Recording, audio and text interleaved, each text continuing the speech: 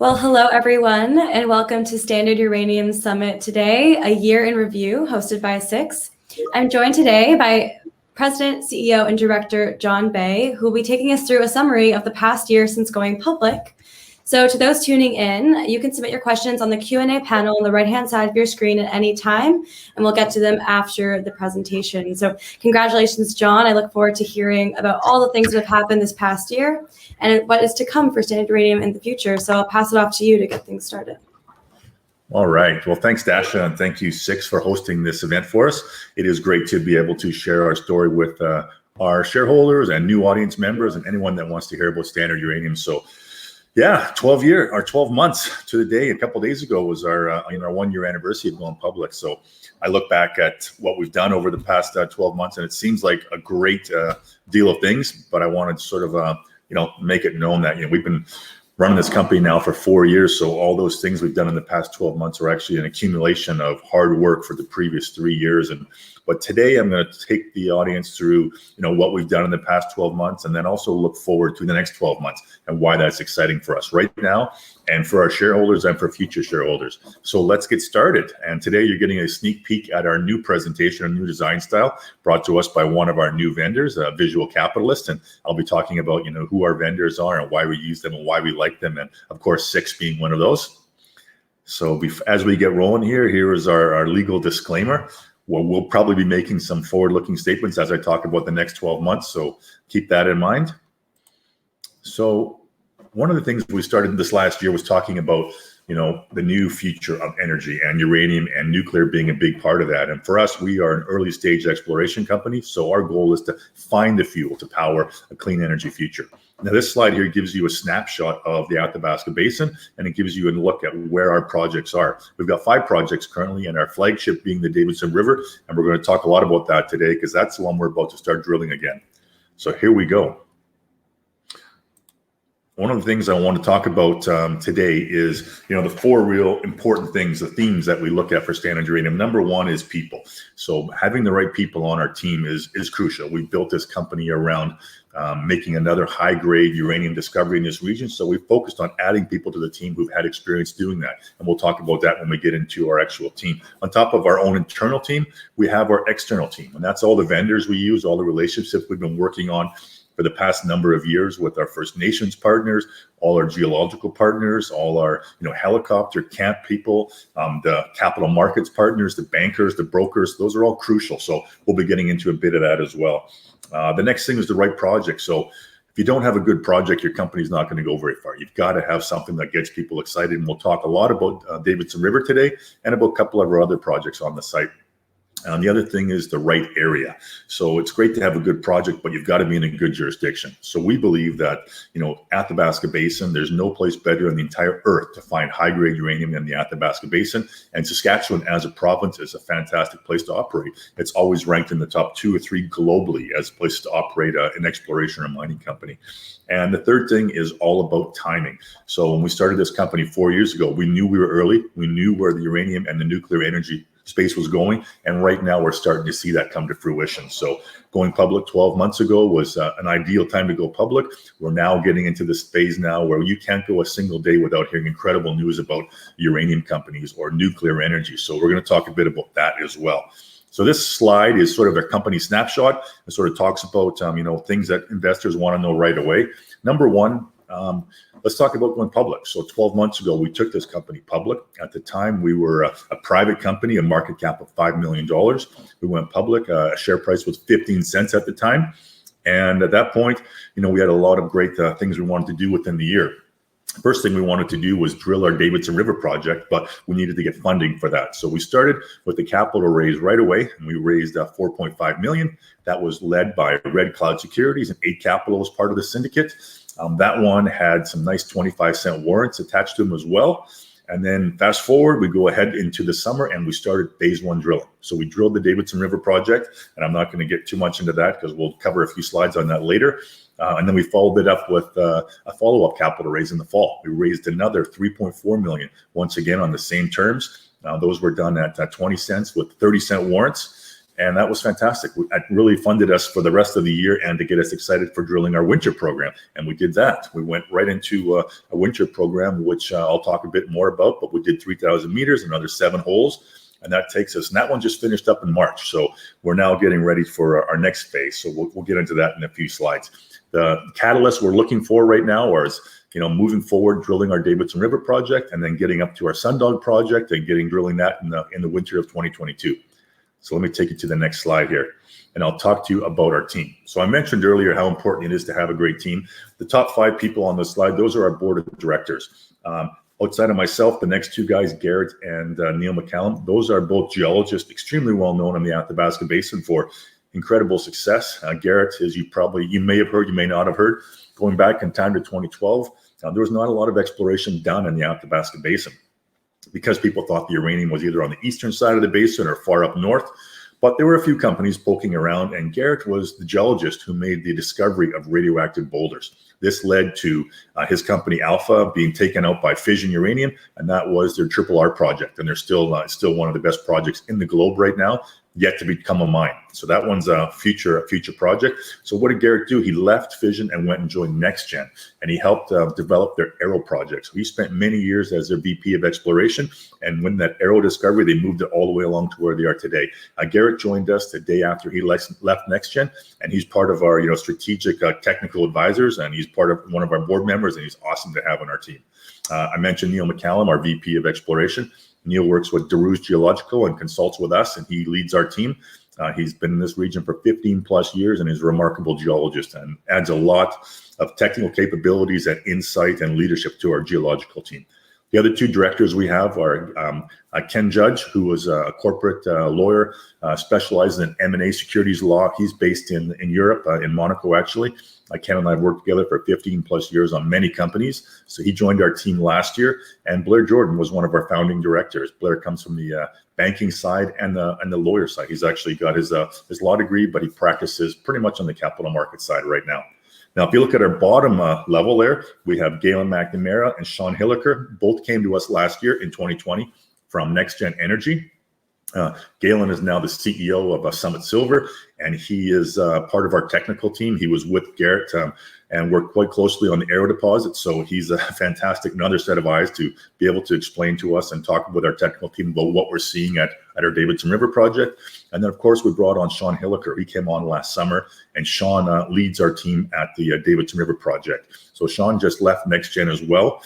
Joined our team this past summer, and he spent his last 5 years working on the Arrow project, doing his master's degree, which was just published actually just recently in the last few weeks. So great to have Sean leading our team there. And you can see Martin Bajic, our CFO. He's a very capable CFO, works with many junior companies in the TSX Venture and CSE, and a very strong CFO. And in November, December last year, we added Lori Thomas as our VP of Investor Relations. Anyone who's been in the uranium space knows Lori. She's been working in this space for, I think, 12, 13 years, 10 years with Cameco, a few years with UEX, and now she's been with our team since November, December. So a wonderful team focused on uranium discoveries in the Southwest Athabasca Basin, and couldn't be prouder of the team we're adding.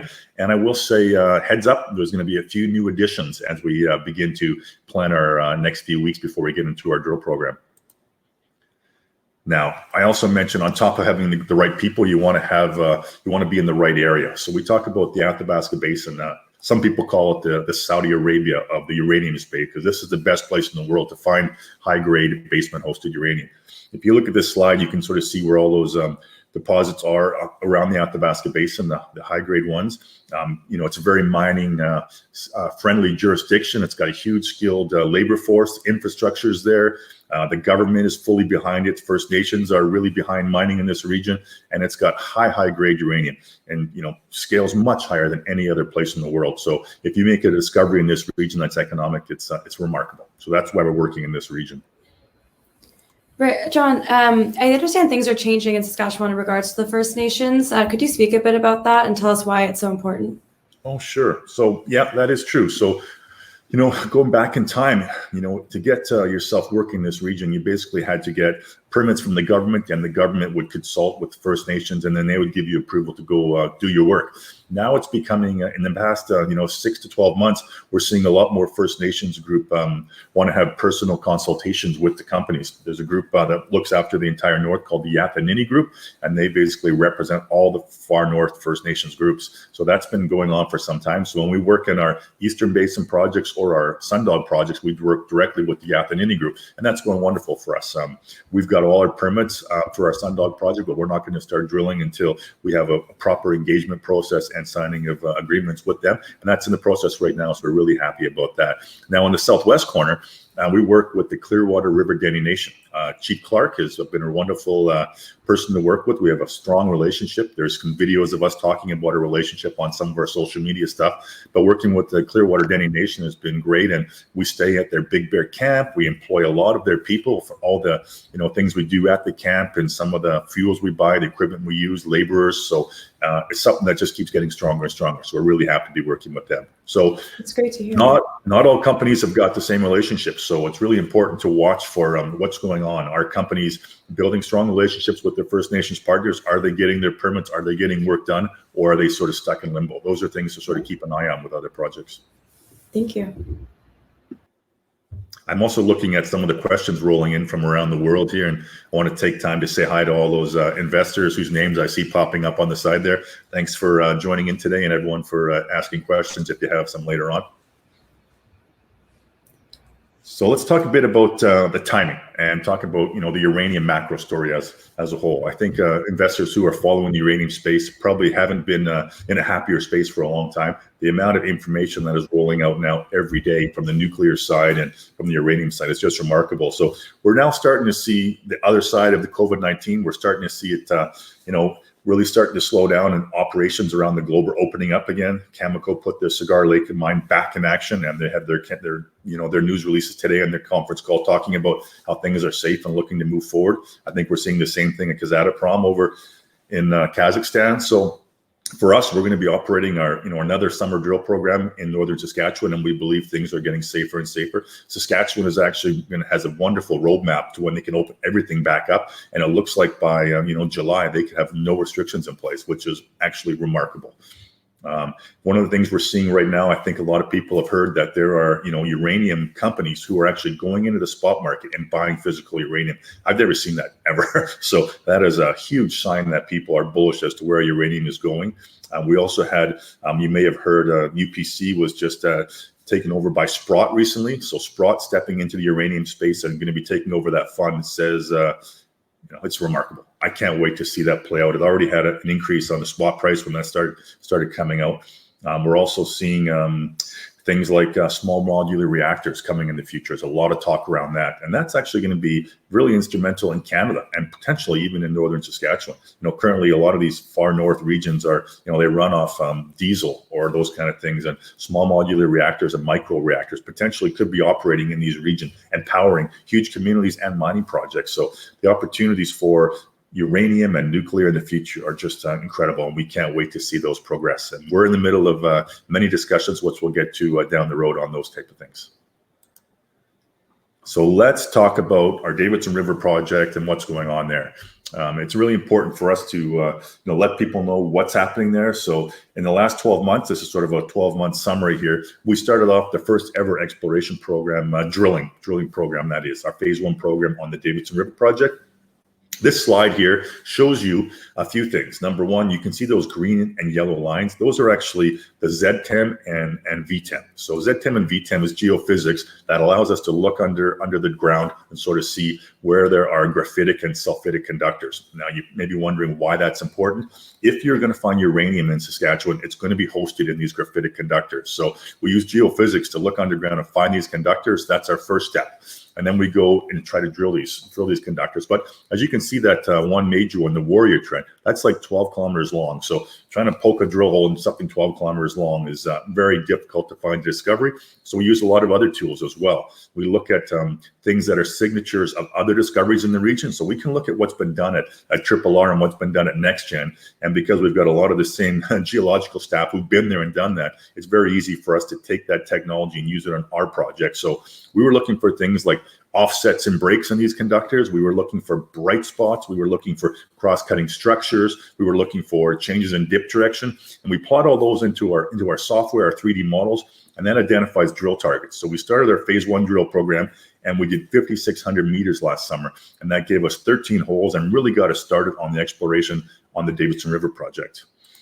This next slide sort of shows you, where those holes were in the Warrior Trend. So to date, we've done 20 drill holes on this Davidson River project, and 19 of those have been done in the Warrior Trend. 13 last summer and 6 this winter. 6 this winter, in the Warrior Trend. And what's exciting about that is we're still getting the assays back from the Saskatchewan government. SRC. So we expect to have those assays back towards the second half of May. They're very busy, so we anticipate, it'll be just a few weeks away. But we're not waiting for those to get started on our summer drill program. We're actually going to get started on June 1st, maybe a couple of days earlier, and we're going to start drilling on our St. Trend. So let me take you through to what that's going to look like. So last summer we did almost 5,600 meters. This winter we did just over 3,000 meters. You can see on this slide here where we were drilling at. Those blue holes are the ones we did most recently. Now, what is exciting is this the St. Trend up here in the northeast. That is the one that our geologists believe, looks the most like the Arrow deposit, just on the geophysics from that reason. So we're going to be hitting that trend first. We're going to be putting our first 4 or 5 holes into this summer, and that's going to be exciting for our shareholders to see how those drill holes come out. And as I go ahead to this map here, this is sort of talking about what's going to happen this summer. So we have got 4 major trends on our project. We have our St. Trend, a Warrior, a Bronco, and our Thunderbird. We've done 19 of our 21st holes on the Warrior Trend. We're going to be doing another, 5 or 6, 7 or more holes on that Warrior Trend. But we're actually starting with 5 or 6 holes on the St. Trend. And then we're going to get in the second half of the program, we're going to get over and test the Bronco Trend and the Thunderbird Trend, who haven't had a single drill hole on them yet. So this is pretty exciting for our geos to be able to go and go to new zones we've never been before and sort of see what's in these drill programs. So that's something to look forward to. And of course, our shareholders can look forward to all kinds of great social media, all kinds of videos, and all kinds of news over the summer. We're going to be there for 4 months, all of June, July, August, and into September. So there's going to be a lot of content coming from our company as Sean and I are doing the, John and Sean show, giving our videos of what's happening at each drill program and what's happening with our drillers and in camp and on the helicopters. And there's so many exciting things happening over the summer here. So things our shareholders can look forward to.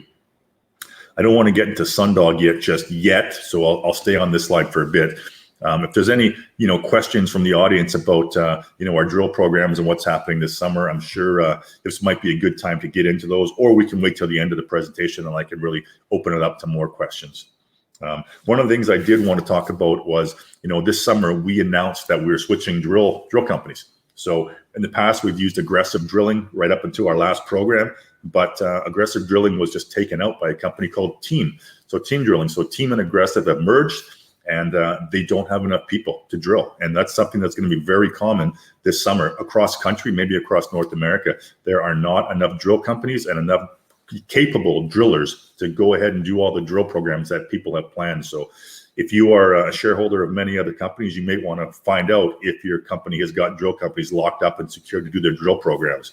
We are really excited that we're going to be bringing a Geotech Drilling, a BC company, into this program. They specialize in overburden drilling, which is what we have at this region. So it's going to be really, really interesting to see them get into our first few holes and look at the technology they're using and working with their geologists to see how that plays out. So welcome to Geotech Drilling. They actually are really excited to get started. We're starting, we mentioned earlier that we were starting at the end of June. We're actually speeding that up. We're going to start June 1st. And we're going to be drilling all of June, all of July, all of August, and into September, depending on how long it takes us to get to those 10,000 meters. So exciting times ahead. Let's take it to the next few slides, and then we can get some questions after the presentation. So one of the things I mentioned was we have our Sundog project up in the north. So our Sundog is a project that's up near Uranium City. This was, Canada's first real strong uranium mine, and they mined these projects for many, many years. Now, these were, lower grade, but, right near surface. What we're looking for at our project is actually basement hosted down near the bottom, a couple hundred meters down with high grades, similar to what they have on the eastern side of the basin. So we have gone up there last summer and we did exploration work, and we came across some samples that had, radioactive uranium at 3.5%, which is pretty incredible. Globally, those are remarkable numbers. But we know for this to be a region to turn into a mine, we have to have much deeper levels. So we're going to actually be drilling this program we're aiming for March of 2022. We're going to be going up there in January and doing ground gravity and getting our drill target set. And then fingers crossed, everything goes smoothly. And we'll be drilling in March of 2022. So that is exciting times ahead. On top of our Sundog project, we also have our Eastern Basin project. So we have our Ascent and our Canary and our Atlantic projects. They're on the eastern side of the basin where, close to, ISO Energy's Hurricane project, which is getting a lot of excitement recently, probably one of the best exploration discoveries in the past few years. And this is the side of the basin where you have, Cameco has their Cigar Lake and MacArthur River. So there's a lot of exciting projects over on the eastern side, and we haven't even had a chance to get to these ones yet. So watch for us exploring these ones in 2022 and 2023 as well. And now as I take you to our next slide, you can sort of see some more corporate information. Our share price today, I think we had a pretty strong day today. We went up to about 24.5 cents, which is pretty nice to see. A nice steady movement upwards in the past few weeks. We are trading, people may look at our volumes and see that we're trading, 500,000 shares a day if you include all the exchanges together. So there's great liquidity in our company. Our market cap is just, somewhere in the 22, 23 million range, which is still quite small. And it's because we're pre-discovery. We haven't made that discovery yet, but we're super excited about the drill programs we're doing and, what can happen to a share like ours. And if we make a discovery, it could be remarkable for our shareholders. A couple things to notice. Also in 2020, actually, it was just in the 2021, we announced our OTC listing, and we knew we are now trading in the US. One of our big pushes for next year is to do more marketing and get more exposure in the US and really tap into the retail market in the US. And our OTC listing will help with that. On this slide, you can see some of our strategic shareholders. So if you look at that, you can see, Sachem Cove and L2 Capital and Tribeca Investment Partners. For a company of our size, sub 25 million, to have those three uranium funds, and including Azarias as well, these are funds that are specialists in uranium, and they're globally known as the top uranium funds. So to have those groups investing with us and knowing our projects and our team says a lot about the quality of our company and the quality of our projects. So really proud to have those investors with us. So before I take any questions, I'll say, why invest in Standard Uranium? Why is the time? Well, right now we've got a remarkable management team who've made discoveries in this region before. There's a huge rising demand for uranium and nuclear energy. The location we're in northern Saskatchewan is one of the best locations globally for finding uranium and taking that into production. We've got 5 great projects, which I just recently talked about, and we're pre-discovery. So the timing to invest with us right now is remarkable. So I'm really happy where we are, and that we're having the opportunity to share our story with your audience right now, Dasha from SIX. So it's really great to be able to now take some questions and sort of walk our investors through any questions they might have yet. That'd be great. Yeah, thank you so much, John. It's been such a busy year for Standard Uranium. We have lots of questions from our attendees who are coming from all over the world. So thank you for joining us today. So there's a few questions on the timeline of drill results. Chris is asking, can we expect winter drill results in the next couple of weeks? Yes. So that is, we have been told, and we've been sort of putting out this guidance since we finished the drill program. We've been told from the start, mid to late May. So here we are today on May the 7th. So it could be any time in the next 2 to 3 weeks. The Saskatchewan Resource Council, where they do the assays, and they're extremely swamped. There's been so many programs, not just uranium, but all the types of metals are being run through there. So once we get that data, we'll get it out to the audience. We're looking forward to getting it out and sharing it with our investors as well. So stay tuned. It's coming very soon. All right, well, looking forward to it. Paul is asking, after you locate a compelling, high-quality, low-cost mining project, what is next? Do you produce it yourself or sell rights? So that is a great question. So the way we see what's happening at our Davidson River project, we would like to follow in the same footsteps of what NextGen Energy has done. So they made their discovery, and then they kept drilling and proving out that to see how big the deposit could get. And then they are moving that right into production, building a mine and building a mill in this region. Now, for us, we're going to have the luxury, hopefully, by the time we get there, of already having a mill and mine built just a few kilometers down the road, which NextGen will have. Now, will we, turn it into a mine ourselves or get taken out? I'm not sure. We'll see how that plays out. That's several years down the road, but either way, it'll be a huge win for our shareholders. Right. Terry's asking, are you looking at staking more property around the Davidson River project or anywhere else in the Athabasca Basin? Well, the answer is always yes. We're always looking at new opportunities and new projects, not just in the Saskatchewan and the Athabasca Basin, but other parts of the world as well. And not just staking, we're also looking at M&A opportunities for ourselves, taking on projects and also JVing some of our current projects. So those things are always ongoing. We do love the projects we have right now. We are a small team. We do want to keep focused primarily on our highest priority, which is our Davidson River, and not spread our bandwidth too much. We want to make sure we can stay focused and do the quality work we need to do on the projects, which we are really excited about.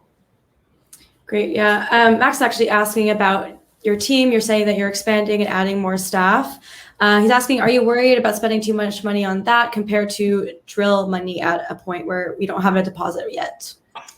No, actually, I can tell you why, because it's actually cheaper for us to hire these geologists internally than it is to actually have to go out and hire them from consultants and bring them on. So we're now at a point where we're really strongly believe we've got a world-class opportunity in front of us. And now we're expanding our team and we're building out the size of our drill programs and going that way. So actually bringing these geologists in-house is remarkable for us to be able to do that, and is actually going to save the company some money. Yeah, great. Absolutely. So Graham is asking, in terms of upcoming drill results, how would you define success? Oh, okay. Great question. So for us, success, first of all, what we're looking for is a high-grade uranium discovery for our shareholders. What does that look like? Well, if we can get into something, 1% even with some of our early drill holes, that will be a big success. Now, hopefully that will be over many, many meters. And what happens typically is you have one successful drill hole and then you drill all around it and see how big that can get. So that's our goal, make a high-grade basement hosted discovery at our Davidson River project and then expand that out and see how big the deposit can get. Yeah, perfect. Adrian is wondering, after uranium comes out of the ground, what are the stages that turn it into a fuel rod, and how long does it take, and who owns the uranium at each stage? So that's a very good question, and I could probably spend 40 minutes answering that question. Okay. So I'll try to give you the quick version. So when you get that uranium out of the ground to when it's actually in a nuclear reactor, it can be 18 to 24 months. So it's quite a process. Now, being a early stage exploration company, we're on the very front end of the nuclear fuel cycle, and putting that fuel rod into the nuclear reactor is the very back end of the fuel cycle. So what happens, it comes out of the ground, it goes into a mill, and they take that uranium and they turn it into like a yellow cake. And that yellow cake that gets sent off to a next place where it's, they turn it into a gas, and then they send it to a centrifuge at another place, and they spin it and they turn it into high grade and they enrich it. And then from that, they turn it to another facility where it goes from, that facility, and it gets turned into little pellets, which get put into fuel rods, which get put into fuel assemblies, which go into a nuclear reactor. Now, that's a very fast explanation of a very long answer, but basically there's many steps along the way. And who owns it? There are different companies and different countries where it has to go for that to happen. There aren't many places where one company or one country does it all. So it moves around throughout the fuel cycle. And you'll notice there are fuel buyers out there that can buy it. You can't just buy, like, utilities don't just buy an assembled fuel rod. They can buy stuff all along that whole process. So you hear them buying U308, you hear them buying UF6, you hear them buying, enriched uranium, all those stages. So you can actually, you can watch the spot price for U308. You can watch the SWU price. You can watch UF6 prices. Those are all really good places to watch what's happening in the uranium space and the nuclear fuel cycle. And those are all getting more and more expensive, which is great to see. Wow. Yeah, sounds like a complex process. Maybe we'll have a whole other summit about every we step. We might have to do that. We'll bring on a couple other experts in different stages. Sounds great. Terry is wondering, are you more excited about the Saint or the Warrior trend, which shows most promise? Nice question, Terry. I think we talked about that the other day on the phone as well. So perfect. The Saint trend is one we've only put one drill hole into. And we're really excited about that one because that's the one our geologists believe looks the most like the Arrow deposit. Now, there's a lot of work to be done. So we're starting off on this program, going right into the Saint trend and putting 4 or 5 holes in. The Warrior trend, we believe, is extremely incredible as well. We put 19 holes in, and each drill hole gets better and better. So we're going to continue to get the results back from our last drill program and continue to plot out holes and sort of work our way through our next program. Basically, looking for uranium in this type of region is extremely difficult but we're like detectives. We take all the data that we have from previous drill programs, we put it through our models, and we can sort of pinpoint where our next drill holes are going. And each drill program, each piece of core gives you another clue as to which direction to go and how to really hone in on that discovery. So it's exciting. As I said, the Saint only has one drill hole in it, and we don't have those assays back yet. We are really excited to keep drilling there, and we'll see what turns up. Yeah, great. There's a bunch of other questions from Terry, and now that I know that you talked to him on the phone, this probably is why he's asking, who is your favorite shareholder? Pretty good question, Terry. Well, we've got so many that we love on the retail side, but we break down as shareholders in many ways. We've got our institutional shareholders. I talked about some of those ones, the fund managers that are really supportive of us and are known globally. And it's really important that, for us to be able to point to institutional shareholders, because they take a really deep dive into our project and our people, and they really, they get really intense on everything you're looking at. So when they come back and they invest with us, it says a lot, and it gives retail shareholders a lot of comfort to be investing alongside with those. Now on the retail side, it's really important to continue to expand our retail network and to get our message in front of the retail audience and have those shareholders coming back. I mean, we have almost 93 million shares out, and we're trading between 500,000 to 1 million shares a day. So that's a lot of churn, and a lot of that is the retail shareholders, because institutions typically don't sell. They're more longer term positions. So for us, our marketing program to get our story in front of as many new eyeballs in Canada, in the US, in Europe, in Asia, trying to find new shareholders to continually find out about our story and invest with us helps drive that share price higher. So yeah, we really support, we love the support we get from some of our key shareholders who are following us and sharing our story and being on social media and doing the things, kind of stuff that Terry does. And one of the introductions Terry made to us was a guy named Jake Ducey. So some of you may know who Jake is. He runs, he's a YouTuber, and he has a great program that he does, and he's doing a lot of interviews right now with Justin Hewen, the Uranium Insider, and we've become a sponsor of that. And I'm going to be doing monthly interviews with Jake and giving my take on what's happening from the exploration side, what's happening at macro level, and why that's important to our shareholders. So I'm looking forward to that. And every time our shareholders share our story, it leads to better relationships with new people. So thanks, Terry, appreciate it. And of course, we love to send out our hats and ball caps and t-shirts to our shareholders, and love seeing them posting pictures of themselves wearing those on social media as well. So nice, so fun. So Adrian is asking, how long will your cash last before you need another fundraising? Oh, great question. So we've got about 3 million right now in the bank. The upcoming drill program is going to be somewhere between $3 and $4 million. So we will be going back to the market sometime in the future to look for more capital. There's no rush. We've got several months. To be honest, I get phoned every day by bankers and fund managers and investors wanting to put money into the company. So we're waiting. We're waiting for the terms to get the way we want them. They'll be we're pretty much in a position of strength right now. We've got cash, we've got a great program, we've got a team, we've got lots of people offering us money. So we're looking for, our next capital raise to be on terms that are great for our current shareholders and new shareholders coming in. So thanks for that question. Okay, yeah, Max is asking, how much money do you need to prove your thesis? Well, it's a good question. I mean, we could prove our thesis on the next drill hole. So we've got that money. It could take us, 2 or 3 years. We don't know. The thing about drill programs and exploration work, you never know what that drill is going to turn up. What we do know is that we've got an incredible team who've done this before, and the drill program we're doing are remarkable. So every drill hole could be the next one. So it's like I've mentioned before, like when the drill core starts rolling in during an exploration program, it's like Christmas morning for a drill, just because every drill piece could be the one that we're really excited about. So it's fun. Right. It's really exciting when that's going on. Thanks for that question. Sounds exciting. Mitchell is asking, if Standard Uranium begins mining uranium at Davidson River, what price of uranium does Standard Uranium need to contract for it in order to be profitable? Well, that is a good question, but that's a question that I won't be able to answer for several years. I mean, if you're looking at I guess a good thing to do is have a look at what's going on with NextGen. I mean, they haven't got their project into a mine yet. That'll be coming in the immediate future of the next few years, and watch, what their cost of production is. We're hoping that our project, and if we make a discovery, the deposit will be very similar. We're looking for the same type of discovery and the same type of rocks, basement hosted high-grade uranium. And we're actually in a great position because we're actually not under a lake or under any major structure. So it'll be an underground type mine.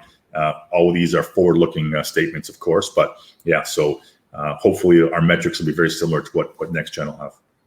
Right. Johan is asking, in the best case scenario, when can you get Davidson River Project into production?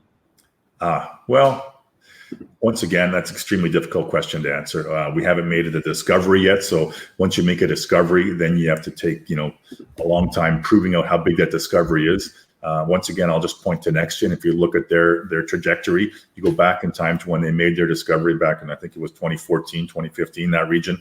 Here we are now in 2021, and they're getting close to putting that mine into production. Some say it could be in the next 2 to 3 years. So it's a long process, but it's exciting to be a shareholder in this process, because where we are right now, pre-discovery, that is one of the most important times for a shareholder to make big returns.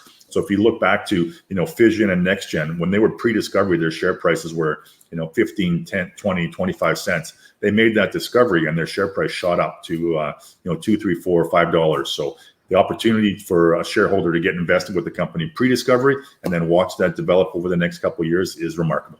So really excited to have that opportunity for our shareholders right now. Great. Jeff is saying these trends seem to be outside of the basin proper. Would this make the mining operation more or less complex and or expensive? Good question. The answer is it will be easier to mine because we're not under sandstone.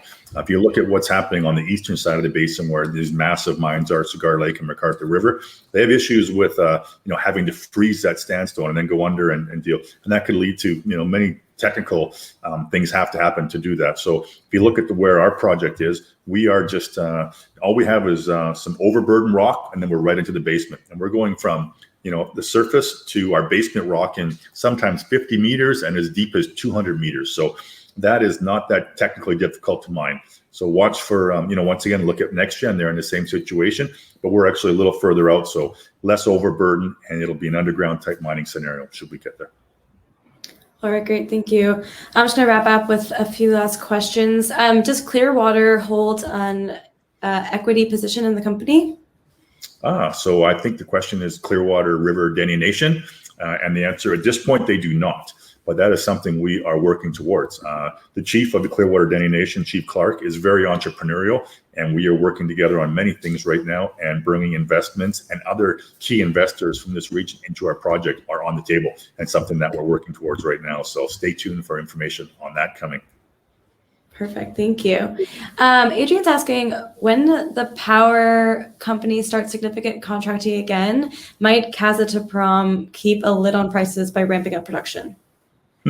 Good question. So let me think. So what will Kazatomprom do when utilities start contracting? So first of all, one of the things that's really key for the uranium space as a whole is, when will we start to see long-term contracting starting by the utilities? So rumors are those contract negotiations are happening right now.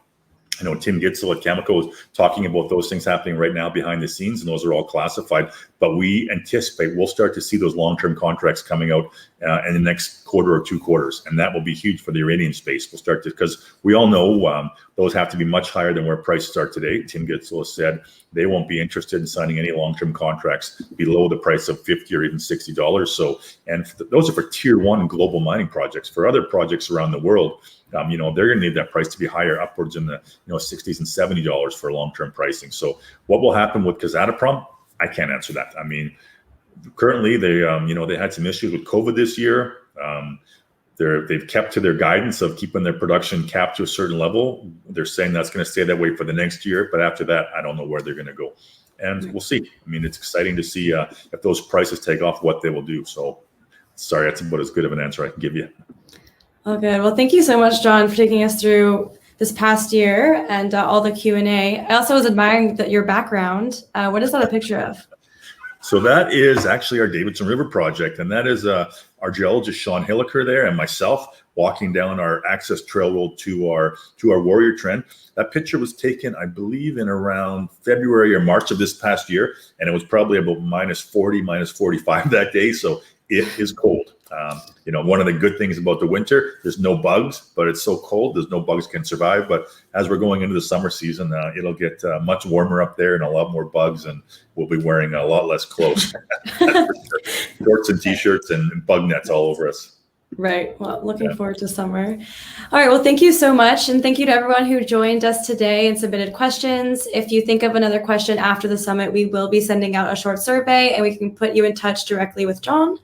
And obviously there is more information on their website at standarduranium.ca, and stay tuned for more summits about future updates. I'll pass it back to you, Jon, just for the final word. Thank you once again, Dasher, for your help today, and to SIX for hosting this summit. Thank you to all the investors who tuned in. I can see a lot of the names on the screen there, and some of those who I know are already shareholders. So thank you for staying shareholders and sharing the message. And for all you who are new to Standard Uranium, I really encourage you to reach out to us, go through our social media, look at our website, learn more about the company. I think you will find out we are a great investment opportunity. So thank you.